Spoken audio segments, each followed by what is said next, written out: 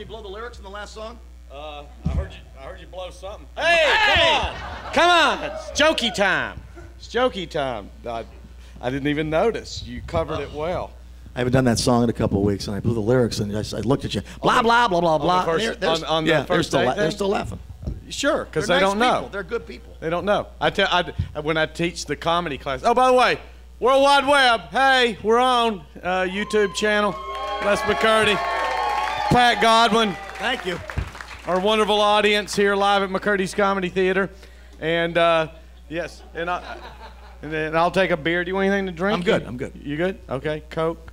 Yeah. No. You have Coke? Yeah. You know, the old days. It's the '80s again.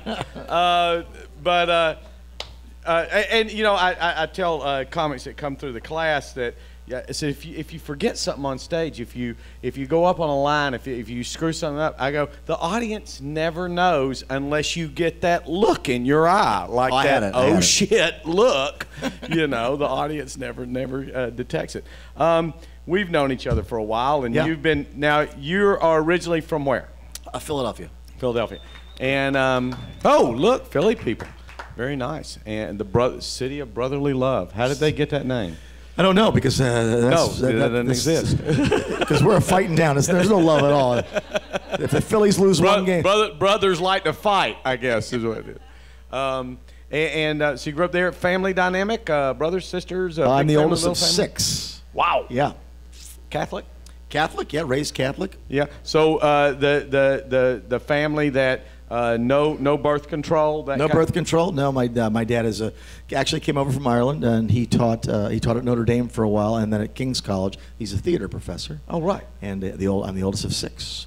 And how many brothers? How many? 3 and 3. The Brady Bunch on acid. What do the other brothers and sisters do? I have one brother who's a performance artist, so that means he's broke. I have a sister who's a yoga instructor, also broke. They're all artists. And I have now my one sister, she's like a Martha Stewart type. She's in jail. And it's true. Yeah. No, she has kids, and she's a wonderful mother. And I have a younger brother who's also, he's in the food, he's a tremendous chef. So everybody's, some are in the arts and some are not. Oh, okay. Oh! They brought you wine anyway. Thank you very much. Even though you didn't want it. All that stuff about drinking was a lie. So, well, he drinks wine now. I drink a little wine, liquor. just a little bit, not much. This isn't alcohol. I have to have some gum before I go back to the wife, though. She's the liquor Nazi back at the house. Oh, shh. And did you go to college? I did. And where? I went to King's College, where my dad taught, and I left after about 2 years. I'm a dropout. My parents broke up senior year of high school, and my dad was my instructor freshman year. Not good. Oh. Oh, he at the high school.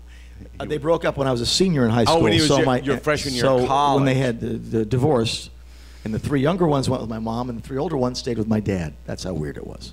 And my dad was my instructor freshman year at King's College. Oh, yeah. And well, that was kind of common. My parents got divorced when I was a sophomore in high school. Wow. And my dad had no education at all. So no, not really. But he didn't teach me. Well, he taught me some things, but teach you how to be funny. Yeah. Yeah, that's it. So you left college after 2 years. And did you immediately? Because you were a musician before you were a comedian. Right, for 10 years. And serious musician, more of a piano player. But I didn't start playing piano or playing the guitar until I was 21 years old. After I left college, I started playing out in L.A. I did what's called woodshedding. I worked at a retirement hotel where I worked for my room and board, so I had no money, but I was able to live. And then I rehearsed 12 hours a day for about a year and a half. Guitar for, so many hours, then piano, all day long. Did you take lessons, or you? No, I just put records on, put the Beatles on, and just played by ear. Really? I had no money for lessons. Yeah. So you don't read music? No, not at all. No. And then you had a band. Was that correct? I did have a band for a while, but I started off as a solo, mostly playing piano and acoustic guitar, doing all my own songs that everyone ignored in the '80s. Because disco and kind of techno was kind of big, and here I am with an acoustic guitar. It was the wrong time to start doing that. So you moved from Philadelphia out to Los Angeles. And when you made that move, did you make that move, I'm just getting away, or I'm making this move because I'm going to be a professional entertainer, I'm going to be an actor, I'm going to be in the movies? Well, a little bit of both. I worked as an intern for Kenley Players in Ohio after my freshman year in college, and I got to work with Mitzi Gaynor, who was in South Pacific, and Henry Winkler from Happy Days, and they had a star that they would come in every week, and I would perform with those people as, you know, little one-liners here. I was an intern. But Mitzi Gaynor, who came through, needed a background singer, and she grabbed me. I auditioned right there in the spot. I got very lucky, and that's what took me out to L.A. Oh, okay. So I did The Tonight Show when I was like 18 years old as a background singer. With her? Yeah. Yep. With Carson? Yep. What was that? What was it? How old were you? 17, 18 years old. So what was that like? Insane. Explain that to your. Is it really? It's got to be vivid in your. We head. did the Yankee Doodle Dandy medley, and and I sang, and I was fantastic. The other dancers, singers were very gay. I was the only straight person, so I followed their lead, which was very acrobatic. And there's a tape of it. My mom has it. Me with my David Cassidy, Marlo Thomas flip. Yankee Doodle, it's a dandy. With Doc Severinsen, right? Yeah, them all playing. It was fantastic. It was fantastic. Oh, I'll bet. I'll bet. Yeah, but the tape. There is a tape. It's not on YouTube yet, but maybe my mom will post it. Now, and so you're 17 years old. Yeah. Now you've done the Tonight Show. $450 a week. I bought a Triumph Spitfire. Oh my God, I was rich. But I only did the last part of the tour. It was like 4 weeks, and it ended, and so I was broke by the time it ended because I bought that Triumph Spitfire, and now I'm at the retirement hotel washing dishes and playing guitar and piano like a crazy madman. After the Tonight Show, and so when did comedy? Comedy didn't come in until years later because I started to write and do serious music in all the clubs. When people were doing American Pie, I would refuse to do it. I would do all my own music in a club setting, and no one wants to hear that in a club setting. But I persevered. I got a couple of record deals with Warner Brothers, did my own serious stuff. It's still out there if you look for it. And it just didn't go anywhere. It didn't go anywhere. And then a comedian by the name of Todd Glass, by the time I was in my 9th year doing music, what am I, 29 years old at the time, he saw me and said, you should do an open mic night because you're really funny in between the songs. In fact, that's more entertaining than your songs. And I went, I was really hurt at the time. And then it took me 2 years to do my first open mic. What year was that? Would have been 89. Oh, okay. Yeah. Okay. 88, 89, yeah. Got it. And so you've never done stand-up without music involved? Well, I have now, but for the longest time, it's always been the guitar for the longest time. Right. Yeah. Right. I started off with it, and it's still my little, look at me, I'm still clutching it right now, like it's my little blanket. And we were talking about, Pat, you've been in the business for a long time. I've been in it a little bit longer. But you've been a solid, strong headliner for a long time. And over that period of time, you've had close nips with getting a chance to become a celebrity. Like, without a doubt, yeah. Well, in the very, very beginning, because I did music, I was in Philadelphia, and Todd got me started. So if you're performing this energetic kind of style of stuff, music, you get moved up rather quickly, even though you're not ready. And right around that time, somebody from a morning zoo show in Philadelphia asked me they said, could you write these funny songs on a daily basis? And I lied, and I said yes. And I got that job, and for 6 years, I was the funny song guy at MMR in Philadelphia, and we went up against Howard Stern and beat him up until the very end. We were his first syndicated market. So I had this cushy, high-paying, high-profile job before I even was a good comedian. Then when we got fired in '95, that's when I was forced to go out on the road and to become a good comedian by being on stage all week long, from Tuesday through Sunday. You know how it goes. Exactly. And that took a while. It took a couple of years to get bomb-proof. And who have you seen along the way that you thought would be a big star? You thought this person's going to make it and didn't? Oh, geez, a lot of people. In fact, the most talented people, for some reason, it's the people who have ambition and a little bit of talent. Those greasy wheels who always are going to do well, and I don't really gravitate to those kind of people. The talented people that I gravitate towards never seem to make it. So all of my friends, I think, are brilliant, and we're just we're non-schmoozers. I'm a horrible schmoozer. You know, and you know, but there are some people who surprise me. I don't know if you know who Daniel Tosh is. He's from Florida. Has the Tosh Show. But I worked with him. He was an MC in Palm Beach, and he was terrible. And he had great energy. And I remember him pulling his shirt off, and the crowd really liked it. He was kind of funny. And then there was this one bit, though, about cargo pants. I remember backstage getting my guitar ready, and he was just doing okay, and I really didn't care for him. It just wasn't no material. Then he did this one bit, and I went, what the? This one bit out of nowhere was this jewel of a bit of his little 15-minute presentation. I went, where'd that come from? It was like a brilliant bit about cargo pants and change or something. And I thought, man. And I saw him a year later, and he had a whole 45 minutes of that kind of stuff, great stuff. So some people really surprise you with their work ethic. Absolutely. And, you know, when you got into this, did you have, because when comedians start, and I think something that they don't think, so many of them don't think of as artists, is you're starting a small business. Yes. That's what you're doing. In my case, a very small business. But that's what you're doing. You're starting a small business. And when a business person starts a small business, they do a business plan. They project goals. They set it. Did you do any of that? Absolutely not. For some reason, I'm just so bad at that. I have no business acumen. I really thought that the work, people would gravitate towards good work no matter what. That's not the case. I just plowed ahead by trying to be better every show and being critical and writing and writing and writing. But I had no business plan, and I still don't, much to the detriment of my finances. It's And you mentioned something earlier. I was going to leave I had a piano up here on stage because Tuesday night we had a group in here doing a little musical review. And I said, leave the piano up there because Pat sometimes will go I'll over play the piano and sometimes. he'll mess around the piano. And I came, they took it down. And he goes, yeah, I told him to take it down. You know. But you mentioned that to go to the piano puts your show from a very high energy. It brings it down, it makes it soft, and you don't like that. It unnerves me, yeah. I don't like that transition. If I come out, I'm just in a hypersensitive mode. You had gone to the bathroom. I said, where is she? He pointed backstage, and then I went off on a whole thing that she was sleeping with one of the comedians. You came back, you were doing cocaine by the time I was done with you. And then the show's crazy and nutty and off the cuff, and you go off the cuff, take the guitar and sit down and go to a piano and to a prepared piece or two or three. It just is like, where's that crazy guy that just walked out, you know?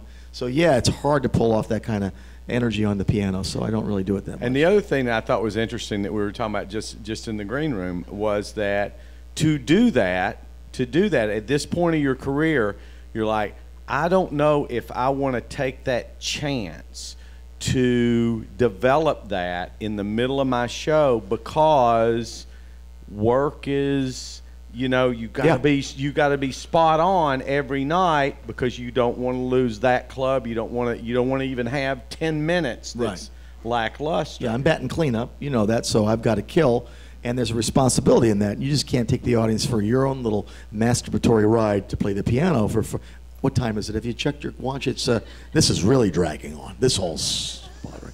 And well, then how do you allow yourself to grow? To grow. I do take a beat for me, albeit very quickly, and throw the new things in, like the stuff I'm working on with my my young wife and my new baby. Being a first-time father at 50, I think that's a pretty hilarious thing to write for. So I'm sticking a lot of stuff like that in all over the place. How has that been different than you thought it would be? Being a first-time father, it's insane. It's changed my life. But I mean, before your son was born, you thought it'd be a certain way. I'm sure you had something in your head. Yeah, I thought I'd have some control. I have none. And we all think that, right? And how has it changed the way you're approaching? I mean, you've done your career as a single guy all these years. You know, even married but without children, it's a different kind of thing. And now here you go. And you've been in this business for, you know, as a headliner for 20 years or more. Now you got a son. How has that changed you as a professional comedian? Well, I think it's changed me drastically. And it's kind of hard to custom myself to it because I was the pirate, the solo guy. You know, relationships I wasn't really good at. People would last with me about 4 or 5 years top. So I had a lot of single, crazy, you know, guy in the road kind of material. And now I'm very centered and settled. And even though I still work the road a lot, I'm still madly in love and in love with my new family. And it's weird for me because I still have the old pirate vibe and killer instinct to come out and to be, you know, the roving kind of, hey, you, hey, now you're going to the bathroom, hey, you cute. And that's a completely different thing for me now to be so open. And here I am in a loving relationship, and I got a little baby I care about and a daughter who I've adopted. It changes my whole thing that I've cultivated for 15 years of being, you know, just a wild songwriting son of a bitch, Irish, you know, smart-ass troubadour. Oh, it's you kind of think, as I think about the way you answered that, it's kind of like the comic that for 20 years has been the fat comic, and everything is about being the fat, and then they lose all their weight. And what do you do at that point? That's funny. In my case, I gained weight. I was just telling you backstage, I've always been like 165, 170. I'm 210. So I didn't do the joke tonight, but I've had to mention it on stage because people will go, whoa, you got big. And then I'll go, yeah, I gained all this weight for a movie I want to watch. And then I've had to do my own fat joke. Any questions from you guys? Anything that you would like to ask Pat at all? And there's no stupid questions. You know, if you're curious about anything at all, or anything that he did tonight. She wants to know when this is going to be done. They always do. I want to ask two last questions. One, have you ever met anyone that you do an impression of? Absolutely. When I did the MMR morning show, our radio station broke Bruce Springsteen and Billy Joel. We were one of the first FM stations. So Springsteen came in and did a week of live shows with us from 6 to 10 to take over for our other co-host. So Bruce Springsteen in the year 1994 came in and did a week of shows with us. And I'm going, and he was only an hour, in Freehold, he's only an hour away from Philly, so he gets our show all the time. I'm thinking, I'm thinking he's not going to bring it up. I'm just a little pissant to him. But I used to do the Springsteen at least once a week. We'd have somebody call in, and I'd do the fake Springsteen song and bust his ass. That I did tonight. And so the second day, Bruce Springsteen's sitting next to me. He goes, so, when are you going to do me? When are you going to do the song about me? I said, I have no idea. No, let's do it together. And we did it together, and that was absolutely fascinating. Oh, and we went back and forth with the Springsteen impression. Awesome. Yeah. Awesome. And last question. We have a question. Yes, we have a question. Yes. Yes. Have you ever played down in Fort Lauderdale? Absolutely, yeah. Fort Lauderdale? Mm-hmm. Yeah. Or is that where you're from? Yes. I'm retired now. You retired from Fort Lauderdale to Sarasota. Wow. Did you? Wow. That just. Did you come to a show of mine 10 years ago? How old are we? Did we know each other back in the day? Did we? Yes. You and I. Well, hold on. You and I know each other? Yes. How do we know each other? From The Improv, yeah. Did we? Okay. In Fort Lauderdale? Maybe we'll talk after You were the show. there? Do you have a child out in the car? Really? I got 13. All right. Did you work at the Improv? No. A Comedy Corner. Okay. You just met. Anything else that you want Sheila, to share? is that you? You had a question? Sure. Great. I have a question. Yes.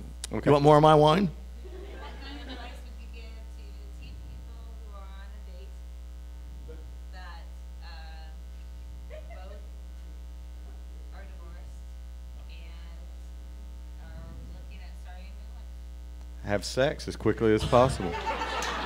I mean, you're Maybe thinking lay the off same the thing I'm Chardonnay thinking. till the end of the evening. I know he's thinking exactly what I'm thinking. Don't hold back. What the hell? Life is short. Yeah. Go Get naked. and go fast. Get naked. Right over here. I like fish sticks. There was a question over here? Yes? Got one in the back. Guy in the back. Was there one in the back? Yeah. Fire away. A lot of comics that I know have favorite cities to go to because they like the audience. Sarasota. Favorite city. Sarasota, sir. I told you. Now, what's your least favorite city to be? Bradenton. No! Bradenton's wonderful. We love Bradentucky. In all seriousness, what's your favorite city? I like the cities that keep their culture, and my whole family is with me on vacation. We love Siesta Key, and downtown is so cool. Sarasota is fantastic, and my family is in love with it. And we work our we do it. We did last year. We did July. This year we do July. They came down with me. In fact, when my wife was pregnant with Jimmy, we were in the warm waters of Siesta Key Beach, and we have great memories of that. Now, personally, I like San Antonio because they've kept their culture. I like certain parts of Miami, believe it or not, because I lived there for a little bit, and I like Northern California, working in Monterey because it's so beautiful. The rest of America, they haven't kept their culture as much, and it's just, the Best Buys over here and the Wendy's and the Taco Bell.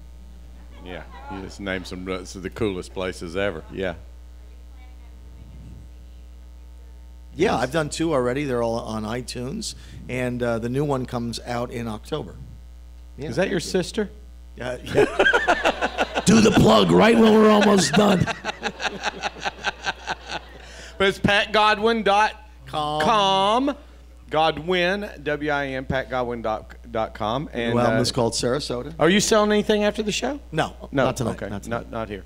And we'll be on 107.9 the morning, WSRZ yeah. in the morning at 8 o'clock if you want to tune in. It's a lot of fun with David and Christina. And my last question is, what is the great bit you haven't written? Is there a bit that has been running around in your head that is maybe something that's very personal about your life, or maybe something that is a social issue that you're very disturbed about or very excited about, that you go, man, I would love to write something that would enlighten people, that would just nail it? Is there anything? Well, I think being a first-time father at the age of 50, going through these things with my son and car seats and stuff like that. I remember growing up in a different time where, you were just in the back seat rolling around. No one gave a, And now my wife has a little cinch back there. No, it's in the people from the hospital have to go and check to make sure you have a baby seat. That threw me. So all these things, from my perspective, growing up in the 60s and the 70s, and then now being a first-time father at 50, I think this is pure comedy gold. And I've thrown in a few things about our age difference, but I want to go into stuff like that. And I think it'd be very, very funny because, I think we all know growing up it was completely different. And now, I don't know how my parents did it. My little son was drinking out of the garden hose, and my wife, no, there's chemicals and there's poison in there. I didn't die. I love a garden hose, Yes, absolutely. Absolutely. My wife is very organic, and everything that my son eats, so he hasn't had chocolate. It's just very weird. I know, it's just very, he's going to breastfeed till he's probably 4 or 5, she says. Because Michael Jordan breastfed till he was 3. Look how that turned out. So my wife is very, I wasn't breastfed at all. I think that's pretty obvious. I was breastfed, but back then your mother smoked while she was breastfeeding. Breastfeed, smoke a cigarette. And mommy here smokes. You got a better. Yeah. Get this kid. Thanks, Pat. Thank you. Thanks a lot. Pat Godwin. Thank you.